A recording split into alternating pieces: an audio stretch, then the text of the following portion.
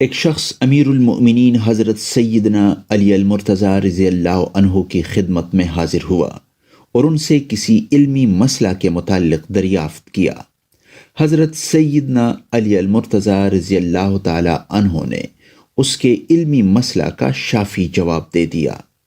حضرت سیدنا علی المرتضیٰ رضی اللہ عنہ کے پاس اس وقت تک محفل میں اور بھی کئی لوگ موجود تھے۔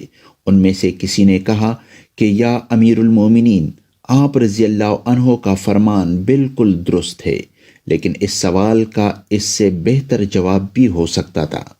حضرت سیدنا علی المرتضیٰ رضی اللہ عنہ نے اس کی بات نہایت غور سے سنی اور اسے اجازت دی کہ وہ اس مسئلہ کا جواب دے۔ اس شخص نے اپنی علمی قابلیت کی بنا پر اس مسئلے کا جواب دیا تو حضرت سیدنا علی المرتضیٰ کو اس کا یہ جواب پسند آیا۔ آپ نے فرمایا کہ تمہارا جواب واقعی میں بہتر ہے اور عالم صرف اللہ تبارک و تعالیٰ کی ذات ہے۔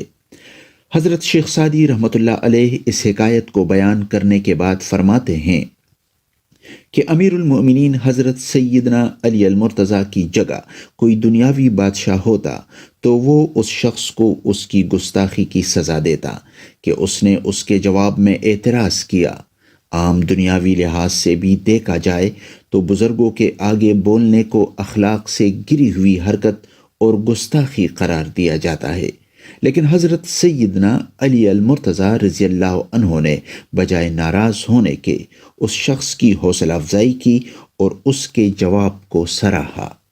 حضرت سیدنا علی المرتضیٰ چونکہ غرور و تکبر سے پاک تھے، اور جو شخص متکبر ہو وہ کسی دوسرے کی بات خواہ وہ بلائی کی ہی کیوں نہ ہو سننا گوارا نہیں کرتا۔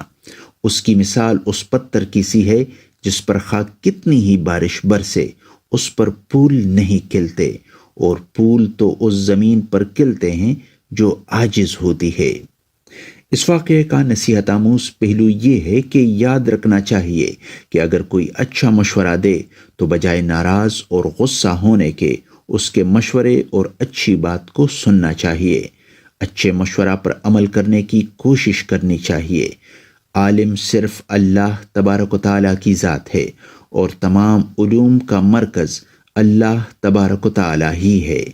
اپنی علمی قابلیت کو دوسروں سے بہتر جاننا مغروری کی علامت ہے، اور اللہ تبارک و تعالیٰ غرور کرنے والوں کو پسند نہیں کرتا۔